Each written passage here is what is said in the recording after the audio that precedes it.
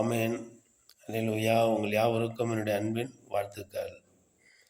கர்த்தர் நம்மை நினைத்திருக்கிறார், அவர் ஆசீர்வதிப்பார். சங்கீதம் 115 12வது வசனம்.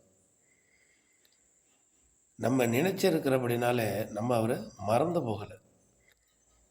நம்மை அவர் நினைவிலே வைத்திருக்கிறார். நினைவிலே வைத்திருக்கிறபடினாலே கட்டாயம் நம்மளை அவர் ஆசீர்வதிப்பார். கர்த்தர் நம்மளை மறந்து போனால் தான் நம்ம பயப்படணும். ஆக கர்த்தர் நம்மளை மறக்கவில்லை. நான் உங்களை நினைத்து இருக்கிறேன், நீங்கள் பயப்படாமல் இருங்க, நான் உங்களை நினைத்திருக்கிறபடியால் உங்களை ஆசீர்வதிப்பேன் என்று நமக்கு தைரியம் சொல்லுகிறார்.